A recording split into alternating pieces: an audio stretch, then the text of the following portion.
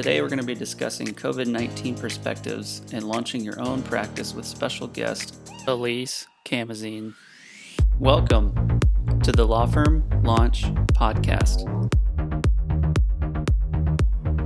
Alisse Camazine, welcome. Thank you. Thank you so much for agreeing to do this. I mean, I've been following Paula Camazine and your firm here for the last maybe 8 years or so. And it's just been really neat for me to watch, a firm grow and not just grow in number of lawyers, but really just in maturity and sophistication and your impact in the community.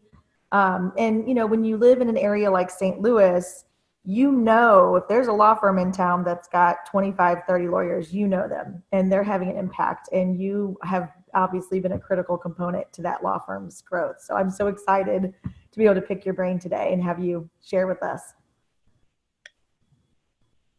So what we'll do here is we'll just jump in and I'll just ask you some questions. Can't wait to hear what you have to say. And thanks again. So start off and just tell us real quickly about your firm maybe and just how it got started. Just give us kind of a high level history. We started Paul Camazine about 25 years ago. I don't remember the number of lawyers, but we've grown significantly since that time. And we practice in all areas. We have an insurance, defense department, estate planning, corporate, business litigation, divorce. We have 12 lawyers doing divorce work, which is my department. We do mediation, we do arbitration. So we cover the gamut of everything other than criminal law and securities work, of course. Yeah, excellent. Give us real quick, this pandemic has really affected, law firms all uniquely and practice areas uniquely, geographically, there's been unique impact. Tell us a little bit about what have been some of your key lessons learned during this pandemic and running the firm and even personally? Well, the biggest thing has been the time spent trying to figure out how to keep the employees safe. It has been a big part of it.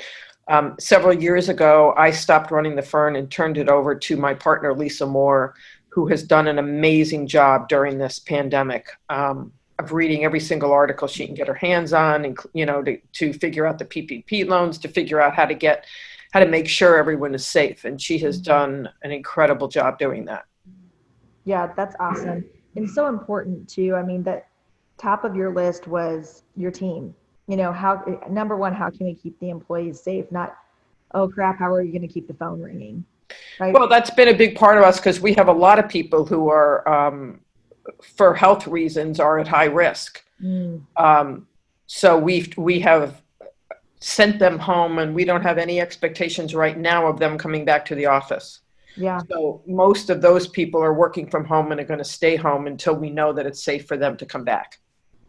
I think that's really excellent, and I think that's a core value. I mean, I hear every day of companies opening back up, and even some just more conservative might be too wrong with the word, conservative cultures that really want people in the office. They need to be in the office. And I think that just puts people on edge, the people that really don't feel comfortable.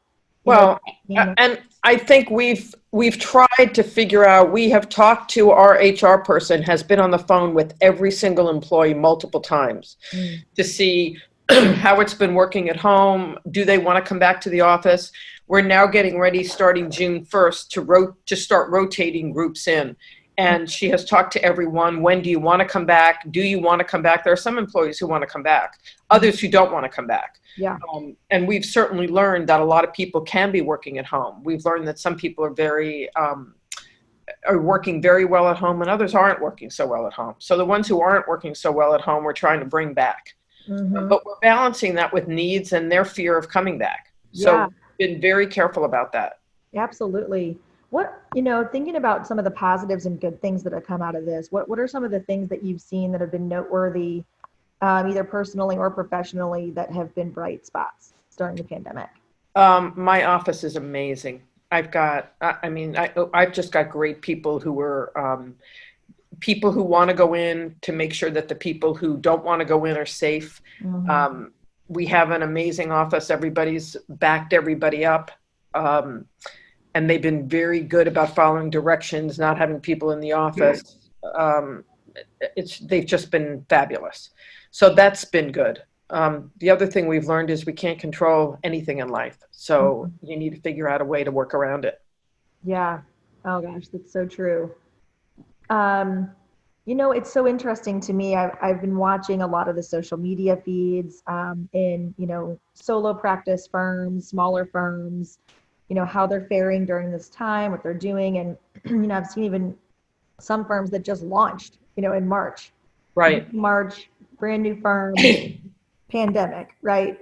And while we hope we never live through another pandemic in our lifetimes, there's always things, right? I mean, there's always impact, societal impact. It probably feels like it's never a good time to start a business or even to start growing a business. There's always like just different factors going in that make that challenging.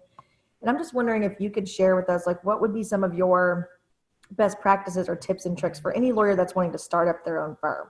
What are some Pandemic or no pandemic? Pandemic or no pandemic? When I started practicing, I went into practice with two people, and it wasn't good because I didn't have a mentor. So I think it's very important for people who are starting. I would tell people that they should try either to work with some older lawyers who could be mentors to them. I think it's difficult in this day and age to go out with people who are all right out of law school, and some people try to do that. Yeah. I don't recommend that because I think you pick up bad habits. Yeah. You spend a lot of time doing things that you shouldn't be doing. We have incorporated a couple of lawyers into our firm who came from solo practices, who have been practicing for a long time, and they don't have the experience, the mentorship. It has been great for them to come to the firm because we have what we call at our office a brain trust. If anybody has a question about something, they'll just send the subject line will be brain trust, and they'll send it out to the whole group of us, and they'll get all these answers back. Some of them conflicting, some of them not, but at least they'll get all these answers back. So it's hard when you are young. Sometimes you don't even know the questions to ask. Sometimes you just pick up bad habits. So I think that that's one thing that you need to be careful about. The other thing that I'm finding with these younger lawyers that are starting their practices is they're coming in very aggressively and walking a fine line between what I think is ethical and not ethical to show their clients that they're tough to build up their reputation. And that's not the way to do it. Yeah. They're not being agents of reality. To be an agent of reality. You have to say to somebody, this is what you're going to get. I just had a recent case where I was in a case for 2 weeks because the client had been with a lawyer before me who had not been honest with her about what she was going to get. And then she switched lawyers, and I was an agent of reality. I said, this isn't going to happen. And she didn't like it. So she fired me. And the judge isn't going to like it. Because you can't do that. You have to explain to people the moment they walk into your office what is really going to happen. And to try to say to them, oh, I can get this for you and I can get this for you just to get the business in the door isn't going to help your client and is not going to help your reputation. Yeah, absolutely. That's really good input. And I think that's, a long-term vision, right? I mean, it's thinking, what do I have to gain over the long term and not trying to gain something in the short term that can impact the long term. In terms no client is worth your reputation. You got it. Absolutely. I thought it'd be neat too if maybe you shared when you think back on your firm's trajectory of growth. I mean, the firm has now, is it 25 lawyers, 30 lawyers, something like that? Close to 30. Close to 30. I mean, that's fabulous. And I'm wondering if you can, pick out what were some of the things that you think really helped you catapult into that growth? What were the things that really helped you launch, so to speak, and get that growth? The most important is to bring in people who share your ideas of what a firm should be. I look around sometimes and think, how did we create this? And by that I mean, if somebody's sick, here's a perfect example. There's a family from our neighborhood group sent something out and said, They were trying to bring in a family from the Congo who had moved here. There were 4 kids that were raising themselves. The oldest was 26, and then they were raising, there's a 26-year-old, a 22-year-old, and 2 younger kids. And I sent an email around to my office, and the next day I had 5 bags of clothes and emails about, do you need this furniture? Do you need that furniture? Now, that doesn't have anything to do with the law, but it goes to the kind of firm that I have. The culture. The culture of the firm. And the culture of the firm is very important. We're very proactive. We're very involved in the community. So many of our people are involved in charitable work. And they bring that into the office with them. So if someone is sick, someone is there for them. You know, we had someone who had cancer, and we made sure that they had their house cleaned, and they had food, and they had gift cards for everything under the sun. So I know a lot of firms do that, but my firm has been one that we have worked hard to make sure that the culture of the firm is to take care of one another. So when you're bringing lawyers in, you have to make sure that the lawyers you're bringing in share that culture.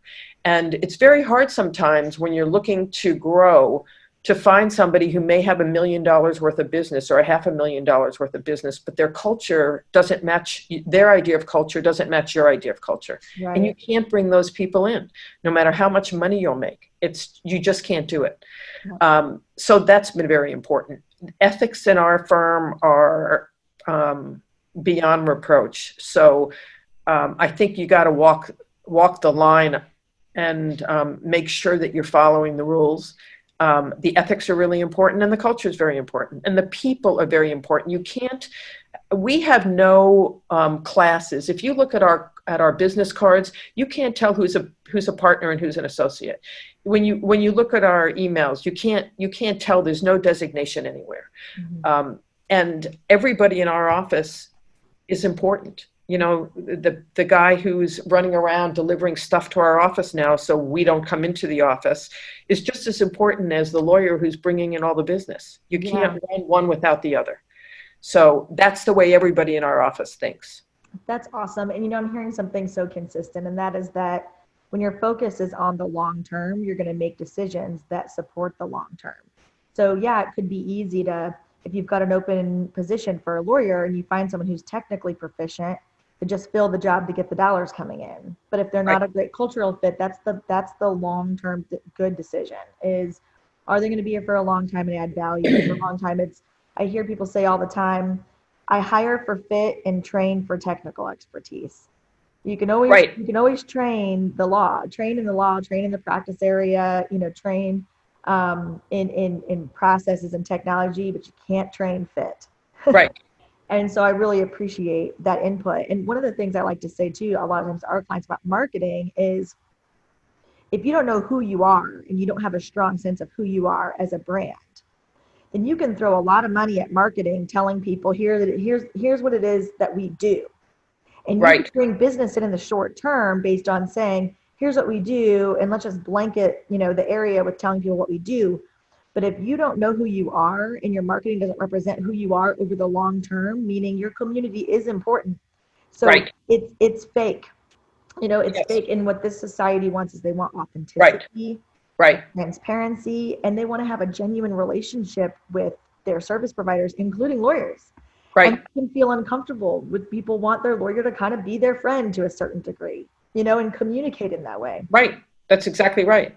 Yep. So I think it's great. I love that theme of, you know, making decisions for the long term, and just, I love the firm's emphasis on people, you know, big emphasis on people. Yeah, big emphasis. And the other thing that I would say to young lawyers and people starting is you have to return your phone calls. You can't, phone calls have to be returned every day. You know, when I was sick years ago, I had cancer, and at that time I could not get in touch with my doctors. And I realized at that moment how important it was to be able to get to people who can help you in a time of crisis. Yes. Phone calls have to be returned every day. I don't tolerate anybody not returning their phone calls. Yeah. Oh my gosh. So simple, yet something that's just not, that value is not that embraced in the industry. Well, and if you can't return yours, then have your secretary or your associate or somebody return phone calls. Yeah, no, that's excellent. Alisse, this has been awesome. I so appreciate, I mean, your advice is both very practical, return your phone calls, but also emphasizing the things that really matter, and that is people. I mean, we're a service, and we don't have a business without people. Right. Both our internal people and our clients, and our culture has to be one that supports keeping people long term, and that is going to bleed over into our customer service. I say that all the time. If we can't figure out how to treat each other well, we're never going to treat our customers well. Absolutely. And that is not a long-term good business strategy. Right. Well, thank you again for joining me. You're welcome. I really do appreciate it. And we'll make sure, this has been great. Well, thanks a lot. Yeah. Take care. Thanks for tuning in today. Be sure to hit subscribe or go to legalbackoffice.com for more info.